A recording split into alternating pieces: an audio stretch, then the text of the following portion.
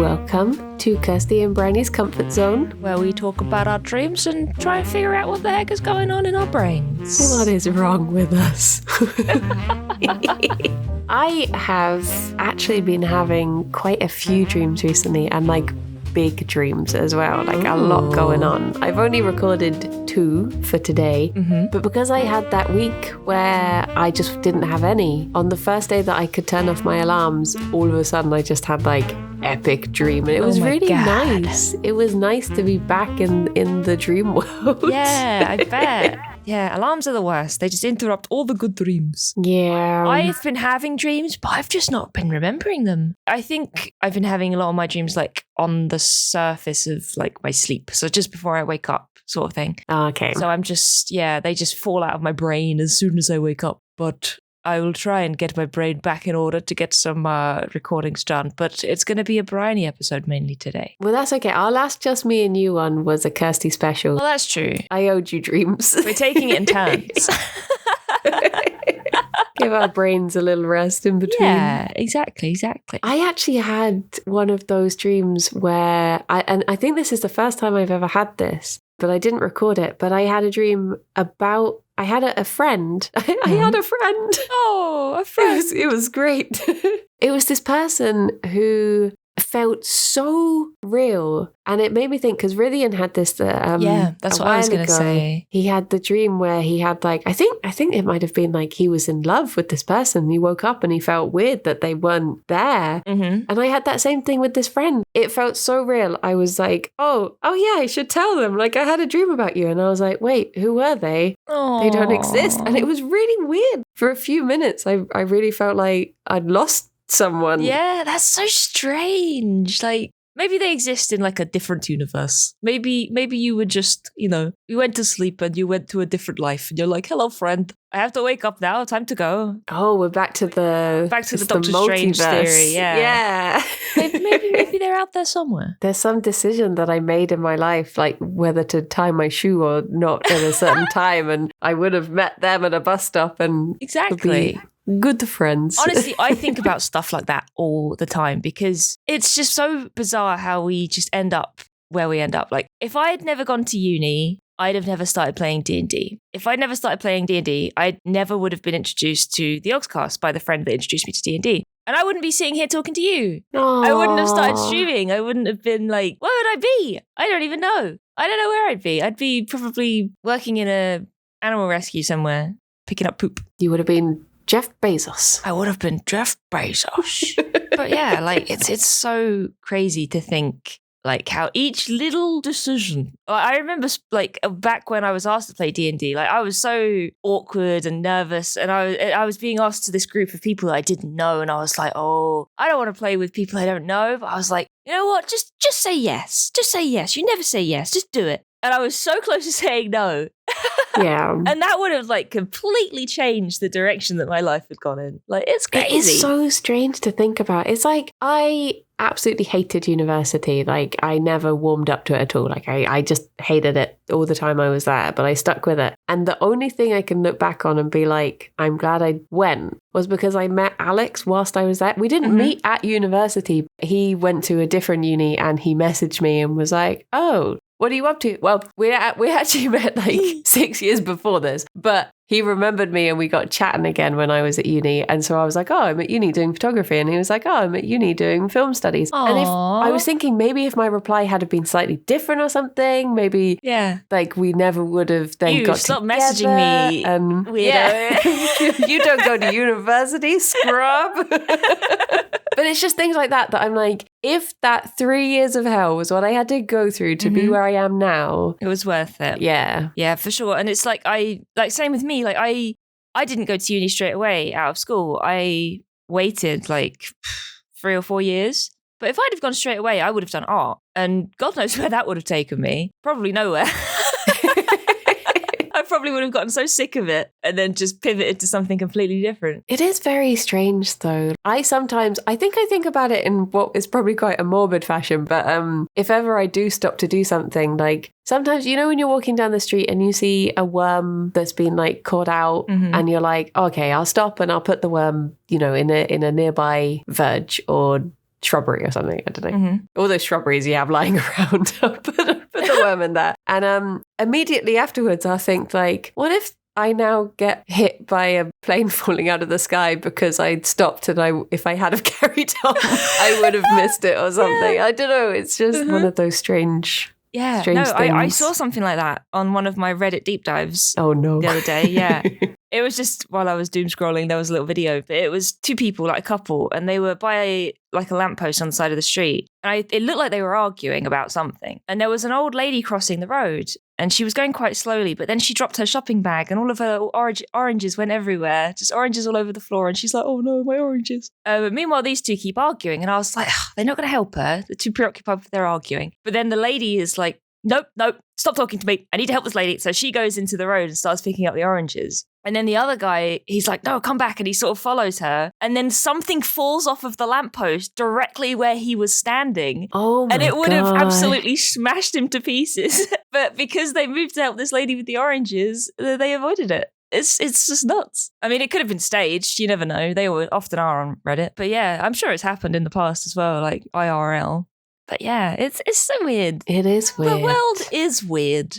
It's crazy. Have you ever had anything like that actually happen to you? Like you've done something and avoided danger? I don't know if I already have. The only story I can really think of is I was stood outside with my brother when we were little, and I asked him something and he shrugged. And as soon as he like put his hands out to do the shrug, a bird pooped in his hand. Oh! So if I hadn't have asked him that question, he wouldn't have got bird poop on his hand. But I don't know if that's a big life-changing event. Oh my God, that's amazing. Well, it would have been one less story for the podcast if it had never happened. So that's true. Butterfly effect, baby. But it is like strange how many like tiny decisions we must make every day that must influence our lives. Yeah, to such a big extent. Definitely. But you don't know until it's like all happened, you know. It's just so wild to think about. The world is such a big, crazy place. Yeah. And the smallest decision can just change your trajectory in it. It's very cool and very scary. But I remember when, for some reason, my mum brought back this postcard for me one time that said, all roads lead vaguely in the right direction. Mm-hmm. It was meant to be, you know, sometimes if you fail at something or something goes wrong and you might be down about it, you're still on the right path. Yeah. You know, you're just taking a different route to it. Mm-hmm. So maybe things would be the same. You just get to it in a different fashion. I don't know. Yeah. This is very philosophical now. It's very, very philosophical. But I do find it fascinating. I kind of get that though. Like that's such a nice message to have on a postcard too. Yeah. But no, I get that. Like back to D&D again, because I'm a big nerd and it's all I do. But yeah, like my first D&D group, like I say, they got me into the Yogs and they got me into D&D. But in the end, it wasn't a group or an environment that I really enjoyed being in. Yeah. So one of the people in the group who I got along with a bit, they introduced me to another group and they in turn introduced me to another group. And now that group that I'm with, they are lovely. They are wonderful people. And we've done like a bunch of campaigns and, you know, we meet every other week and it's super nice. But I had to go through the bad campaigns with the other groups to get to them. Yeah. You know, it's that kind of thing. Like at the time I was like, oh my God, this is awful. Like I don't like what's going on here. But then, yeah, it led to something a lot nicer. So yeah, I don't know what my point is. And we are getting very philosophical. But yeah, stuff works out in the end. There's a time in my like teenage years where I suddenly realized I traced back pretty much everyone I knew to this one friend who had pretty much been the catalyst for like every change that had happened. Mm-hmm. And I realized that the only reason that I knew her was literally there was one time when her mum, I think she had like a hospital appointment, so she had to walk home because her mum couldn't pick her up. And we happened to leave school at the same time. And that was literally how we became friends. We were just like, oh, I'm walking this way. I'll walk this way. Yeah, let's walk. Because I think my brother and her sister were friends, but we didn't actually know each other. Just to like, we'd never spoken. It was just like to see. We'd be like, oh, you know my, oh, okay. It's just so strange that one person's hospital appointment changed everything. Yeah. It's very weird. Yeah, I wonder how like like you say, maybe it all would have just ended up going in the right direction anyway. But like, I wonder where it would have turned out. If I didn't know Rythian, would I have ever have streamed? Yeah. Probably not. Yeah, that's the same with me. Like, if I'd never been introduced to the Yogs, I never would have started streaming, because I started streaming because of Ravs. So yeah, it's pretty crazy. I remember when Alex was like applying for the job at Yogscast, and I'd never heard of any of this stuff. And I was literally that person who was just like, people playing video games and other people watch? What? So I don't think it would have occurred to me to ever, I mean, maybe I would have found Twitch some other way, I guess, maybe. But yeah, I don't think I would have had that push to give it a try. Yeah, no, I wouldn't have ever either. Like, I watched Twitch for ages, and I've always been like super shy. I hated being on video when I was a kid. Like, I remember doing projects at school where they had to record us, and I was like, nope, I am not being in them. I hate it. I hate being on camera. But then it was actually because of Twitch Sings that I was like, oh, this isn't too bad. I got brave enough to do Twitch Sings with my camera on, and I was like, this is fine. I could stream.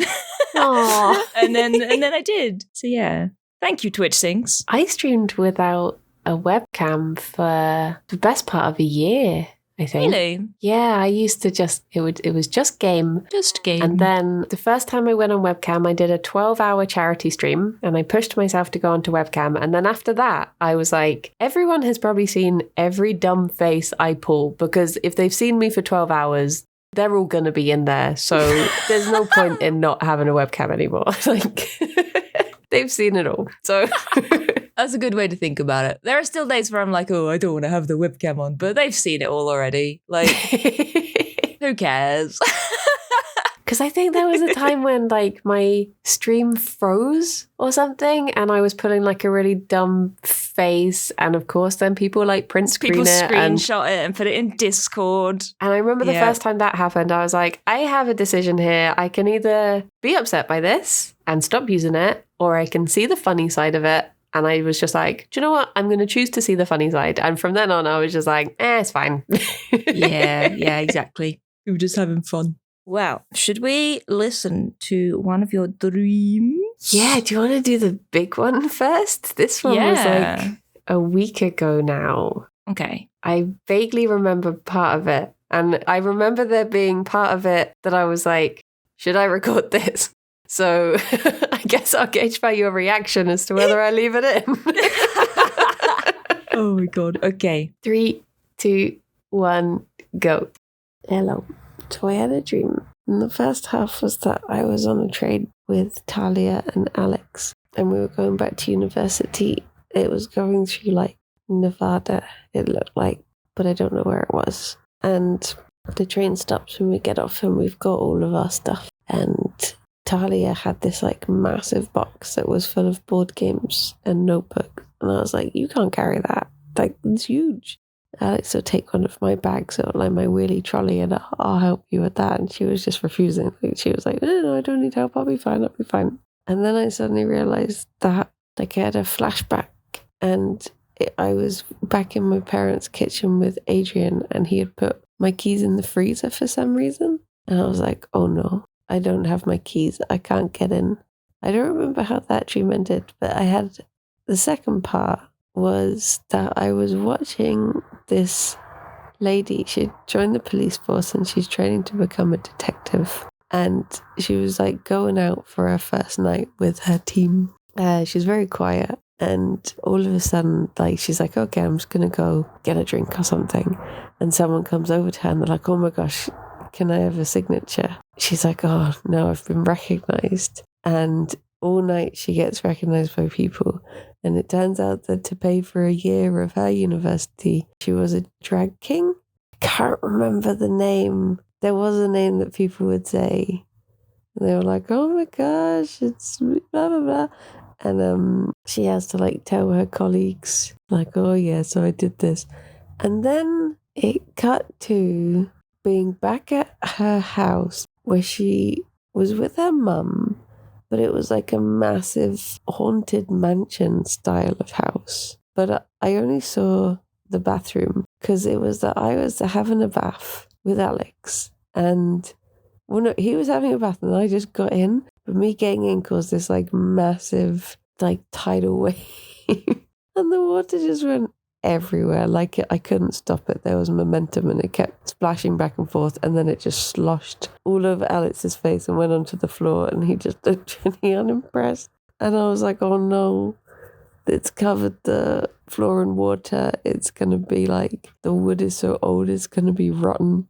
But then I saw this panel of light switches on the wall. And I was trying to work out how you, like, it had 3 columns and about 5 rows.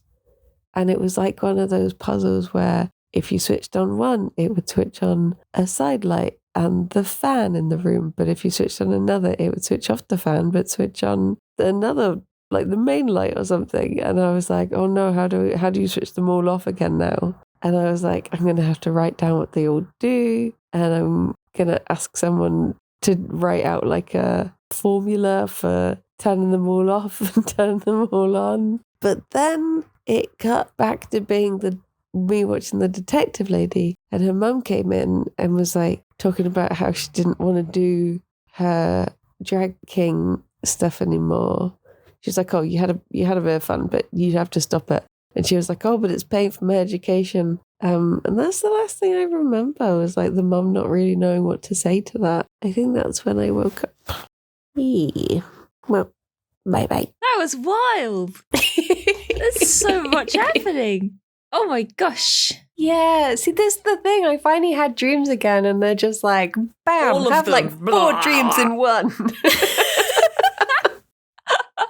I think part of it is because we were watching Stranger Things. Yeah. No spoilies, but some of that, there's shots in like that desert type landscape, and there's also a big old house in there as well. So I guess it was probably just those things. Yeah. And I also was reading a book recently about a guy trying to find his long lost love, and it turns out that like the guy he's trying to find is a drag queen. So that's probably where that part came from. But it all just mushed into one big thing, and it was just weird how like half of it was first person and half of it was third person, and it was just it was all over. And what was the thing with all the light switches too? So in puzzle games, those puzzles where you have to try and get all of the lights to light up, but the switches will do like the first and third, and then another switch does the third and the fourth. Yeah. I hate those puzzles so much. And for some reason, I've never actually worked one out. I've literally brute forced anyone I've ever done. I'm just like, I'm going to sit and press things until it works. Yup. And for some reason, my dream had one of those in. With the train, I'm imagining, in Spirited Away with like all of the water and the train going over it. I'm imagining that, but just with desert. Yeah. It's very cool. It was really strange. So for context, my friend Talia, who I was with, she's like 5'1" or something. So that's why I was like, you're not going to carry this massive, You can't carry all those massive board crate that you've games. got. But she was really stubbornly like, nope, don't need any help. I was like, okay. Honestly, like, I don't really know Talia very well, but I think Talia's quite, like, sassy. Yeah. Isn't she? I can kind of imagine Talia being like, nope, I'm fine. Yeah. Just no nonsense. No nonsense.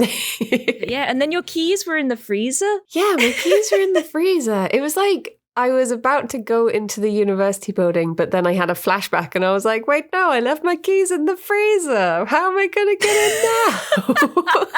I left them in the freezer. There were just so many elements to this dream. Like, I was trying to think, like, what could this bit mean? And then something else happened. I'm like, oh my God, what could this bit mean? What about the train? Like, is there anything, like, you've been watching or reading or anything that's had, like, a train in it? Or did that just come out of nowhere sort of thing? In that same book that I was reading, because the guy is trying to find this long lost love, when he does get a clue, he does get the train to places. So I guess maybe it could have just been that. It was just travel. But yeah, it was very strange. The only thing I could think when I woke up, the only like slight takeaway I had from the dream was probably that the bath must mean something, because I have felt quite stressed recently, and I was like, maybe an overflowing bath is like that symbolism. The fact that you get in it and it's just suddenly a tidal wave of water everywhere, like, oh no, it's going everywhere. It was that thing of like, if you are in a bath and you just start like pushing the water and then you can't stop it because it's water and it just all of a sudden will just like slosh over the side. Mhm. It was like I was doing that and Alex was just there really unimpressed and all of a sudden it just completely went all over him. So I found this random website. I think you should have a look in your book as well. But I found this website that's just listing meanings of like bathing dreams.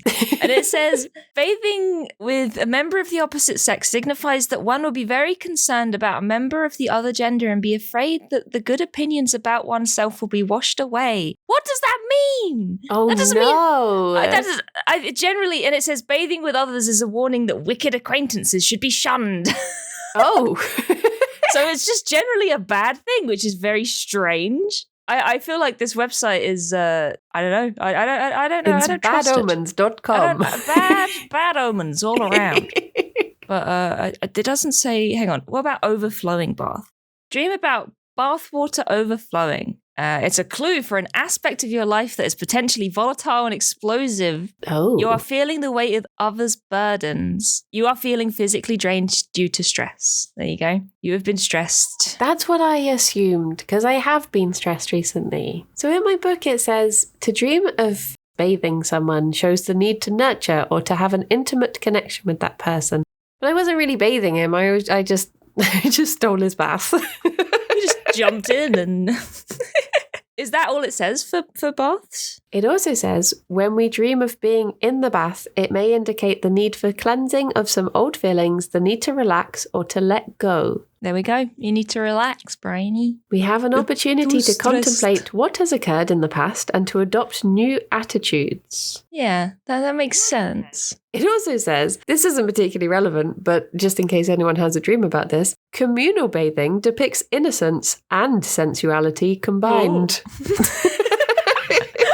So there you go. The next entry in the book is baton, and it says, if the dream is of a police baton, then it can represent authority or male sexuality. Oh. So there you go. Oh. If ever we dream about police batons, we know why. Well, now we're going to. It's a self-fulfilling prophecy. So who was the person that was the drag king? Was that someone that you know, or was that just someone the dream made up? It wasn't anyone I knew. It was like a complete new character. Ah. Oh, maybe a wrestler, but not one I know particularly well. But I think it was, when they just use a person. Mm-hmm. No, I can't think. I have a feeling that it wasn't like a new character that I made up in my head. I think it was the stolen body of a person in real life just becoming a detective, because why not? Yeah, damn, there's so much to unpack there, Briony. I genuinely think it is just like that, because I didn't have any dreams for a week. Mm-hmm. My They brain just overflowed. Yeah, it's just all like the remnants of these dreams. And my brain just scooped out and was like, just put a bit of that in there. Just shove it all in. Yeah. Just a bit of everything. It's like when you make a chili and you're just like, I've got a bit of this. Chuck it in. Just put it in there. I saw a post online where somebody had made a chili and they'd put stuff like sweet corn and celery in it, and everyone was just so outraged. I was like, well, they were using it up. You don't want it to go off. I would be opposed to the celery, but that's just because I really dislike celery. But sweet corn, that's fine. Yeah. I think people were just mad that it wasn't just all beans, But, sometimes you need a bit of variety. You need more than a bean. Sometimes I get those tins of like mixed beans and it will have sweet corn in. Mm. And at first I found it a bit weird. And then I was like, it's all just covered in chili. You can't tell, it's fine. Yeah. Exactly. You can't tell. I'd probably try it with a bit of celery in it, honestly. Although warm celery is a bit weird. Weirder Does than it go regular soggy? celery. Yeah. Yeah, it kind of goes like a weird soft consistency. I have, some people say that celery is absolutely tasteless, but for me, No, it's not. it's one of the strongest tastes. Like if I eat like a chili or a stew or something, that even if it has the tiniest bit of celery in, it's literally all I can taste. It's that strong for me, and I'm just like, "Bleh." No, celery does have a really distinctive taste. It's got like I don't know. I don't want to call it a sharp taste, but you know it's there. Yeah. The The only thing I dislike more than celery is celeriac, because that pretends celery is out there in the open about how awful it is, whereas celeriac pretends it's a potato, and that's just deceitful. And it's wrong. I'll tell you what's bad as well. Fennel. Oh, geez, yeah. Anything aniseedy. Why would you make a vegetable and make it aniseed flavour? That is just so wrong. Aniseed flavour, bad. Blech. Sometimes, because fennel is very high in fibre, sometimes I do get it for the bunnies, and I'm chopping it and I'm just like, like I'll be able to smell it on my fingers for ages afterwards, just like, ooh. Gross. The sacrifices we make for our babies. Yeah, it's like my rats, they used to eat anything like that, you know? Yeah. And I got really desensitized to just grabbing a handful of mealworms for them. And everyone was like, oh, you're touching those mealworms. I was like, yeah. Oh, did you go for, was it dried or was it live? Yeah, they were dried. Yeah. Yeah, I wouldn't, the thought of giving them live mealworms was just, no thank you. That's gross. We used to have a little, back when I worked at the vet, we had a mealworm tank. And occasionally I would feed them. If you like had an apple for lunch and had the core left over, you'd just take it to the mealworms. I quite liked them, just as a little tank of friends. That's so cute. And I would just ignore what would happen to them occasionally when we had lizards staying and stuff. oh, babies. Yeah, that's cute. I that's very well prepared, having a tank of mealworms in case you get a lizard in. Yeah. The rest of the time, they were just sort of loving life. Occasionally, I don't know how it would happen, but occasionally one would escape and you'd just walk in and there'd be one walking along the floor, and you had like these special tweezers that you could delicately just pick them up with and just pop them back in the tank with their friends. So you get back in there, you. I've been on an adventure. Wow, shall we listen to your next dream? Yeah, I think this one is more straightforward. Okay. So let's do unpacking this one.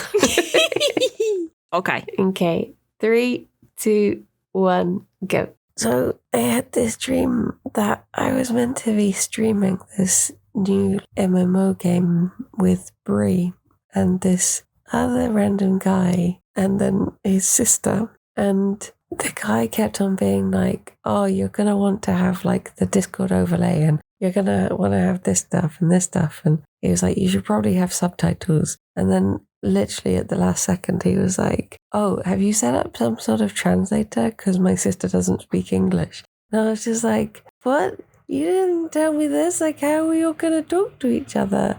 So we started playing the game. I can't remember if I think she actually did speak English and it had just been like a dumb joke.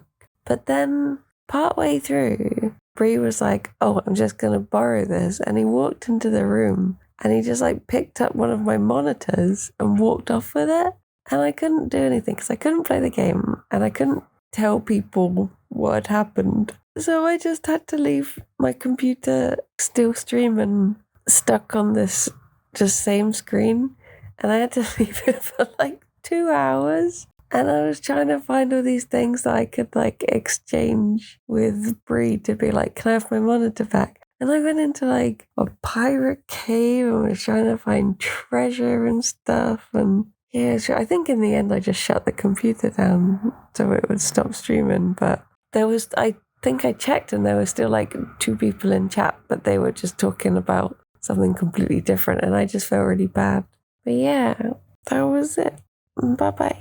Bye-bye. Did you have this last night? Yeah, this was last night. Your classic stream stress-free. Yeah. I also wonder if part of this is to do with me complaining that I got all of my settings wrong yesterday, because I had talked to you about like having the Discord overlay up and all of that and getting my audio wrong. Maybe a part of that was like in your brain. Sorry. I hadn't made the connection there. Yeah, I guess maybe, it must have just like seeped into my subconscious. Mm-hmm. But yeah, I can't believe Bree would just steal my monitor like that. Just took it and walked away. And I was really excited to try out the MMO as well. I think it was meant to be, I don't know how you say it, but there's one that's coming out at some point called Palia or Palia. It's Palia. Okay. And I've signed up to do like, you know, when they have like game testers and stuff. Mhm. I've signed up to it so many times because it just looks really nice. And I think it was meant to be that game. It was like very bright and colourful. Oh, yeah, it looks really cute. Yeah. So I was like, oh, I'm finally going to get to play it. But then just, I don't even know who the guy was meant to be. But yeah, just the fact that at the last minute he was like, oh yeah, you've set up a translator, right? Because my sister doesn't speak English. So I was like, no, you never mentioned this. And the fact that we just had like a pirate cave lying around that I could offer Bree treasure from. Yeah, just go looking for treasure. Like, will Bree take this to give my monitor back?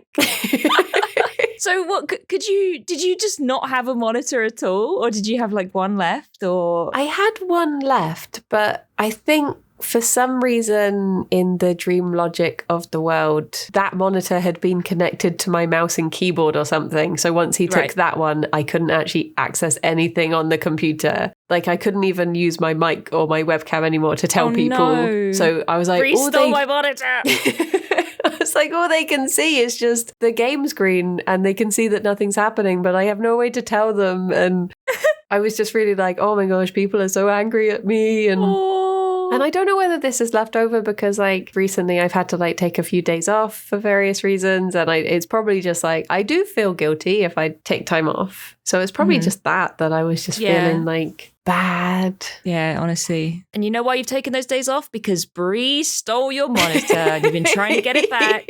You heard it here first, everyone. Yep. Yeah, that Bree, am I right? That Bree. Oh, geez. Yeah, I've had like, I mean, we've talked about stress streams before, but yeah, I've had dreams like that. Like a lot of the time they center around leaving the stream up and like going somewhere else. Like I'll be like, oh, be right back, everyone. And I go away and I just don't come back. Yeah. and I'm like, oh no, I'm still streaming. I think there's like a fear there because I don't like letting people wait, you know? Yeah. So it just gets blown up in my dreams. I sometimes have that fear as well. Like, it didn't used to be as bad because I used to stream from a separate computer. So, well, I couldn't really leave the stream running because I would immediately shut that computer down and it would be separate. But now I stream from the same computer. And there are so many times that an hour later, I'll suddenly be like, wait, did I cut the stream? Have people been listening to my conversation this entire time? And I'm like, I hope that if that happened, someone would ping me on Discord or something or message me and let me know it's happening. I think they would. But I've done it once. I've done it once or twice. Well, once properly. I did a cooking stream and I had the laptop in the kitchen. And once I'd raided everyone away, I forgot to end the stream. So I just left the kitchen. So the stream was just my empty kitchen for a while. And I had my mods like ping me on Discord like, hey, your stream's still running. I was like, what? Because I just instantly ran back into my living room and like went on my PC like, oh, what's going on here? Yeah. And my laptop was just still going. I was like, oh dear. And the other time was the first time I raided someone. I think I raided Ravs. And it was my first ever raid. And I was so like happy. I was like, yay, I remember to raid. I've done a stream. Woohoo. And I was sitting there like smiling like an idiot just on my stream because I forgot to end it. The first time I ever raided someone, I just assumed for some reason that when you raided, it ended. Yeah, it just passed them all on and that was that. So I didn't realize, and I was just sat there like chatting away to one of my friends who I'd been streaming with for ages. And then I was like, she was like, oh, don't forget to end your stream. And I was like, wait, what? Luckily, we hadn't said anything like, oh, that was horrible. Oh, geez, can you believe that person in chat? Oh. God, I hate that guy.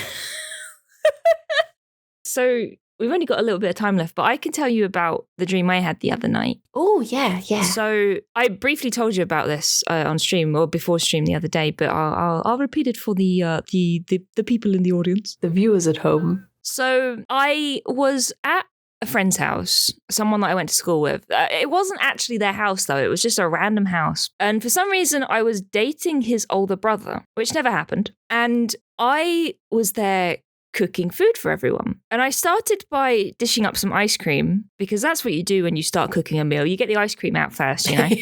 So I got like 3 bowls out. I filled them with different ice creams, and there were like little skewers, like sweet skewers with something on. I don't know what, like marshmallows or something as well in there. And I left them on the side, and I was like, right, now time to cook everything else. So I think I was doing fish and chips. So I started making fish and chips. And once it was all done, I laid it out on a table that had like everybody around it. So it had my friend, my friend's older brother, his mum, his dad. There were some other people too, but I can't remember who. And I put the fish and chips down, and they all just started digging in. And I managed to get a little plate, like, you know, like one of the small ones that you put a piece of cake on. Yeah. And I could only get like a few flakes of fish and a couple of chips on my plate, and everyone else just demolished the rest. And I was like, is there nothing left? And they were like, no, we ate it all. And I was like, but I cooked it, and this is all I've got. It's like a spoonful of fish. Is that it?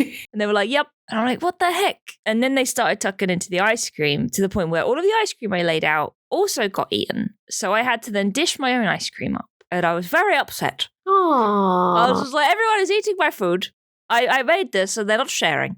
And honestly, that's all I can remember. There was another part of the dream that was in a big field, and I think it was like people racing around the field, like a cross-country thing. Yeah. But I don't really remember the context of it. But yeah, that happened at the same time. But yeah, it was mainly the food. They all got stolen from me. Actually, no. So the older brother who I was supposedly going out with, the younger brother, who was my friend, he was the one that was at the bus stop with me in the dream that I had the other episode. So where we met Gordon Ramsay. So he, if you remember that, I don't know if you do. Yeah. But yeah. So I that was the same guy. So I've dreamt about him a couple of times now. Is it the one who you were hoping to chat to more often? Did you ever end up getting in contact? No, I haven't really talked to him much. Like he lives in Canada now with his girlfriend. So it's sort of like our lives have gone in completely different directions. But you know where you used to be friends with someone and you kind of think, oh, I'm so glad they're doing well, but you don't want to talk to them because it's like, you know, it would probably be weird to be like, hi, we were friends in school. We were like best mates. But I'm sort of like, oh, you know, he's kind of moved on. He's happy where he is. I don't want to interrupt it. Yeah. But like, he's one of those people that will always be my friend, even if we don't talk, you know? Yeah. So yeah, it's just, it was weird. It was weird. And I never got my fish and chips. Aww. Oh, this is a really weird dream. I wish I remembered the part in the field because I think there was some sort of mystery happening. I feel like there was something happening that we were trying to figure out, but I just can't remember it for the life of me. I hate that. I hate when you have what you think would have been like a really good, cool dream. Yeah, like a nice film you could have watched or got involved in, and then you're like, I don't remember it. I think there was another part of this dream as well, actually, where I had these things in my mouth. They were like tiny, tiny little mushrooms that were growing on my mouth, which is really weird. Oh. But they were like little tiny pink purple mushrooms. And people were like, oh, you've got those mushrooms. I was like, what? And I sort of ran my hand across my mouth and I looked at my hand and it just had these teeny, teeny, tiny little mushrooms on it. And I was like, where the heck did these come from? And then everyone else started getting them too. And I was like, oh no, I've infected everyone with the mouth mushrooms. So yeah, my dreams have been a bit wild lately. Yeah. I don't know what it could mean, the mouth mushrooms. Okay, so I've looked up various things in my book. Mm-hmm. The first one was cooking, and it says, to be cooking in a dream is to be preparing nourishment or to be satisfying a hunger, whether our own or other people's. This hunger may not be as straightforward as a physical hunger, but something more subtle, such as a need to make use of the varied opportunities available to us. Oh. So maybe there was something that you felt you were creating for a group of people, but also for yourself. And then you were, I mean, I guess the thing was chips. I'm trying to think of what a deeper meaning could be, but to be honest, I'll just be happy with getting chips. It's fish. I guess, for instance, maybe if it was something like, I don't know, like a D&D campaign that you made and then it wasn't used how you wanted it to and everyone else ended up enjoying it, but it wasn't what you envisioned or something. I guess that sort of thing, mayhaps. I don't know if anything like that's really happened lately. I guess in terms of, you said something about like lots of opportunities and stuff. Like, what was the first definition you read? Because basically, like, having joined the Yogs, like, and with TwitchCon coming up and stuff, there's so many things coming up, and I'm struggling to keep track of them all. Oh, true. And it's like, I want to do this because it will be beneficial. You know, it's networking. I want to do this. I want to do this. But then I'm like, can I do this? Can I do this? Don't forget about this. So I don't know, maybe something like that. But I don't know how that would translate to fish and chips in my brain, but obviously it did. But I guess maybe if it is like worried about opportunity passing you by, like if you don't seize the chips now, other people then will it's all eat gonna them. be gone. Yeah. Exactly. That's it. I'm like, I want to say yes to everything, but I'm like, do I have time to do this? And am I going to burn out if I keep saying yes? Like, it's, yeah, you know, that's kind of how it's been. Maybe that translates to fish and chips. Well, the next definition is food. Food signifies a satisfaction of our needs, whether those are physical, mental, or spiritual. It is something we might take or are taking into ourselves. Oh. Frequent dreams about eating suggest a great hunger for something. So maybe it's you're hungry for opportunity and Hungry for opportunity. or maybe the fish and chips is telling me to take a rest and I didn't take enough of it, so I haven't had enough of a rest. Maybe I need to step back and think about the fish and chips and what it could mean. So the the final one is the definition of ice cream in dreams. Oh God, is this going to be like an Oedipus thing? Ice cream appearing in a dream is a great deal to do with the sensual taste that one has. Oh geez. Under normal circumstances, it is a pleasurable experience and very often reminds us of childhood and happier times. To be eating ice cream indicates that we may be accepting pleasure into our lives in a way we have not been able to do before. To be giving other people ice cream indicates that we are giving other people pleasure. Oh, okay. So I didn't get any ice cream. I had to dish my own up and I don't remember eating it. So I was giving other people ice cream. So guess I'm the pleasure provider in this situation.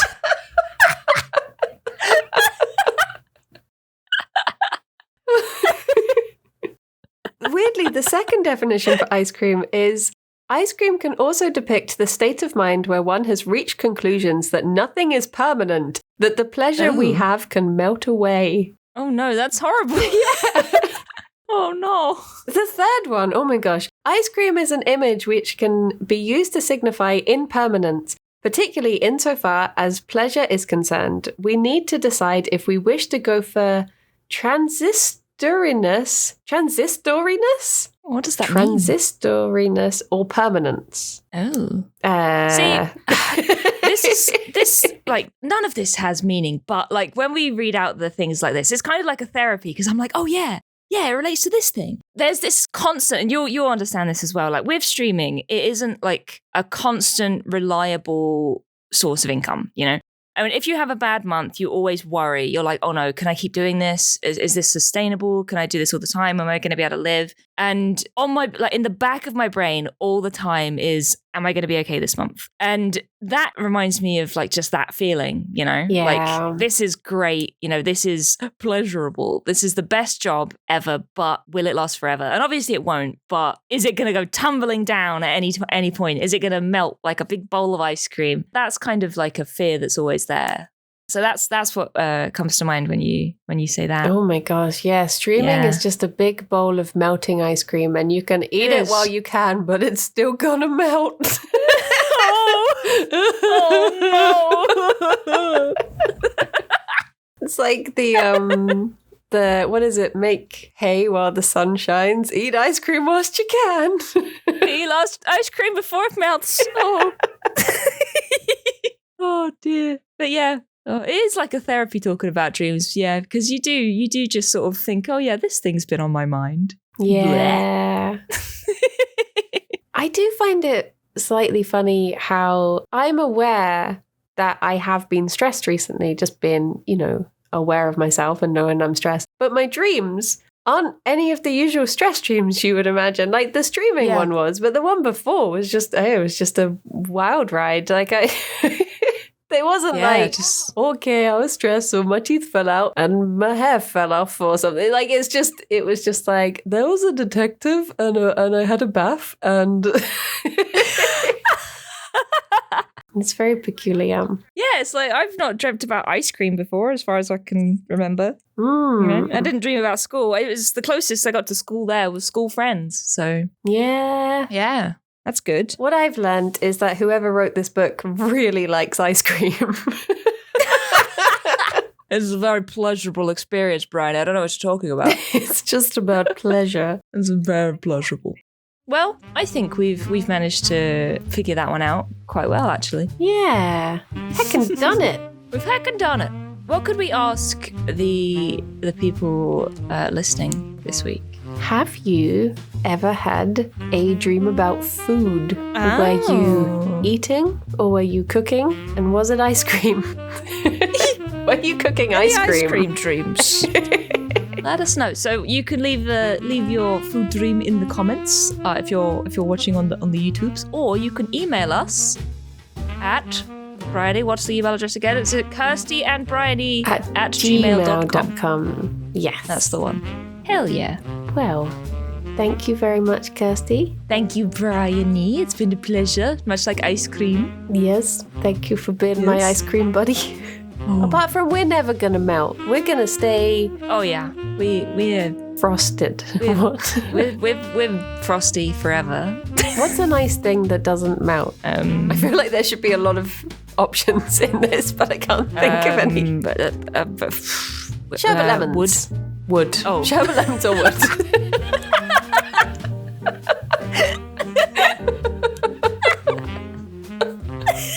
We are wooden sherbet lemons. I do love sherbet lemons. Sweet I feel like and they strong. would melt under significant heat. Pressure. Yeah. Where's the body? There's sherbet everywhere. There you go. There's the image to end the comfort zone. Thank you for listening, everyone. Stay cozy, everyone. Stay cozy. We'll see you next time. Bye-bye for now. Bye-bye.